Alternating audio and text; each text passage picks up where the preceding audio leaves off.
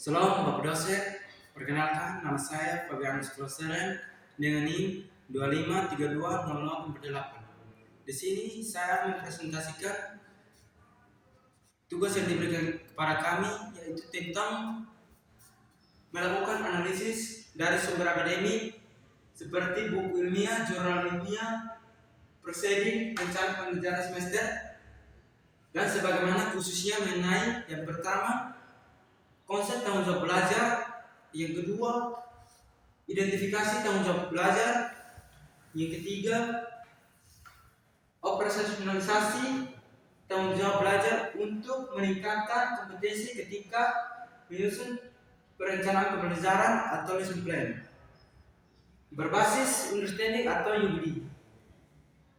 Yang pertama yaitu tentang konsep tanggung jawab belajar. Definisi tanggung jawab belajar merupakan sikap kesadaran dan komitmen peserta didik untuk melaksanakan seluruh kewajiban belajar secara mandiri, konsisten, dan disiplin, sehingga tujuan pembelajaran dapat tercapai. Konsep ini merupakan bagian dari karakter sekaligus dimensi afektif yang berhubungan erat dengan self-regulate, sehingga learning motivasi ini intrinsik disiplin dari dan akuratabilitas terhadap proses maupun hasil belajar. Menurut Sung dan Zimmerman 2012, peserta didik yang bertanggung jawab terhadap belajar mampu menentukan tujuan belajar, mengelola strategi belajar, memonitor kemampuan belajar, dan mengevaluasi hasil belajar secara mandiri. Sementara itu juga Licola 1991 menjelaskan bahwa tanggung jawab merupakan salah satu karakter moral yang utama, ditunjukkan melalui kemajuan melaksanakan kewajiban, menempati komitmen, serta menerima konsekuensi atas tindakan yang dilakukan. Dalam konteks pendidikan Indonesia, tanggung jawab juga menjadi salah satu nilai utama dalam penguatan pendidikan atau PPK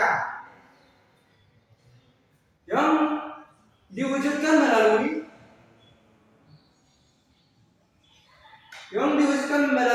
perilaku disiplin, mandiri, jujur, dan bertanggung jawab terhadap tugas akademik. Dengan demikian, tanggung jawab juga belajar dapat dipahami sebagai kesediaan peserta didik untuk secara sadar mengelola, melaksanakan, mengevaluasi, dan mempertanggungjawabkan seluruh aktivitas belajarnya guna mencapai kompetensi yang ditetapkan.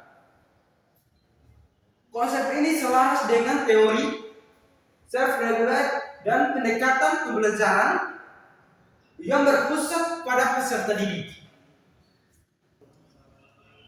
Yang kedua adalah identifikasi indikator tanggung jawab belajar. Sistematis dari berbagai sumber atau Likon Sung dan Zimmerman serta berbagai penelitian pendidikan menganalisis indikator berikut.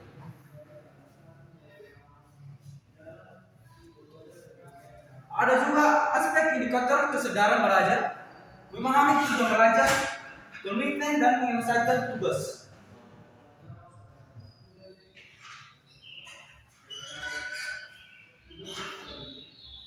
Mematuhi aturan pembelajaran, kemandirian berusaha menyelesaikan masalah tanpa selalu bergantung pada guru.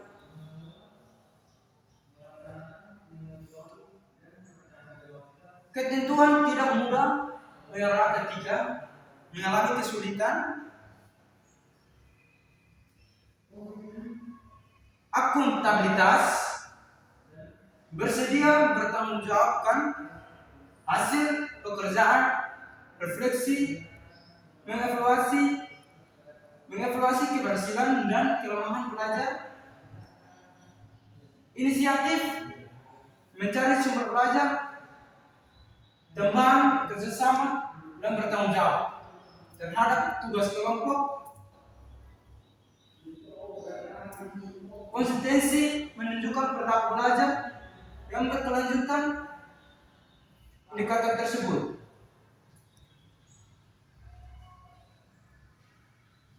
juga sejalan dengan berbagai instrumen penilaian karakter digunakan pendidikan Indonesia seperti observasi sikap, penilaian diri, penilaian antar teman, dan jurnal guru.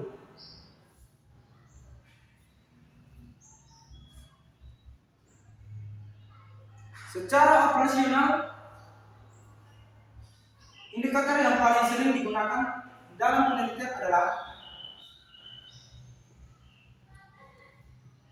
mengerjakan tugas tepat waktu, membawa perlengkapan belajar, menyelesaikan tugas secara mandiri, memperbaiki kesalahan setelah memperoleh umpan balik,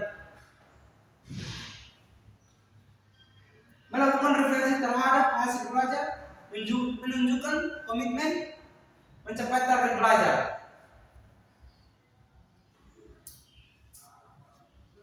Yang ketiga adalah operasional tanggung jawab belajar. Dalam lesson plan berbasis listening, baik bisik atau UD, menggunakan backward bisik, yaitu hasil belajar yang diharapkan, menentukan bukti ketercapaian, merancang pengalaman belajar, dan konteks ini bertanggung jawab belajar bukan sekedar tujuan atau afektif, tetapi juga menjadi kompetisi yang dirancang sejak awal pembelajaran.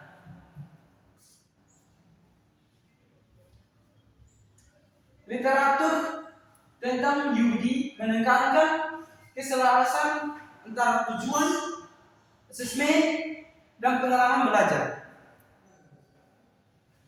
Ada beberapa tahap, yaitu tahap pertama identifikasi riset result pada tahap pertama, yaitu tanggung jawab belajar dimasukkan sebagai dari tujuan pembelajaran. Contoh, menyusun solusi terhadap masalah perubahan iklim. Kompetensi sikap ini, peserta didik mampu menunjukkan tanggung jawab dalam mengelola proses belajar, mengelola proses dalam belajar.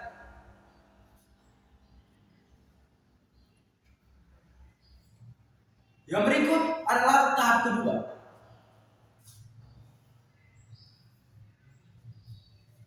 Tahap kedua, determine acceptable defense indikator tanggung jawab menjadi bukti yang dapat diamati. Contoh rubrik.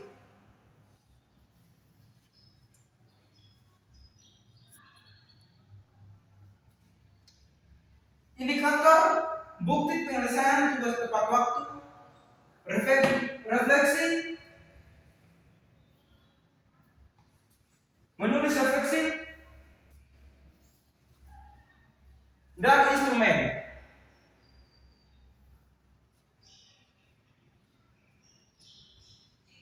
Rubrik observasi, jurnal dan penilaian diri dan penilaian teman sederajat. Yang berikut adalah tahap 3. Tahap 3 yaitu tentang plan learning atau experiences, pengalaman belajar. Dirancang agar peserta didik berlatih bertanggung jawab. Misalnya pendahuluan, kegiatan inti, dan penutup. Ada 3. Yang pertama adalah pendahuluan. Menetapkan target belajar pribadi dan membuat kontrak belajar. Menetapkan target belajar pribadi merupakan penempatan belajar yang dilakukan oleh guru kepada siswa. Yang kedua adalah kegiatan inti. Kegiatan inti yaitu guru menyelesaikan proyek, mencari diferensi sendiri, berdiskusi, dan melakukan monitoring kemajuan. Yang berikut adalah penutup. Melakukan refleksi, evaluasi diri, dan menetapkan target perbaikan. Dengan demikian bertanggung jawab belajar tidak hanya dinilai di akhir, tetapi juga sepanjang proses pembelajaran. Ya, mungkin hanya ini saja presentasi dari saya. Jika ada kesalahan, mohon evaluasi dari Bapak dan teman-teman. Salam, terima kasih.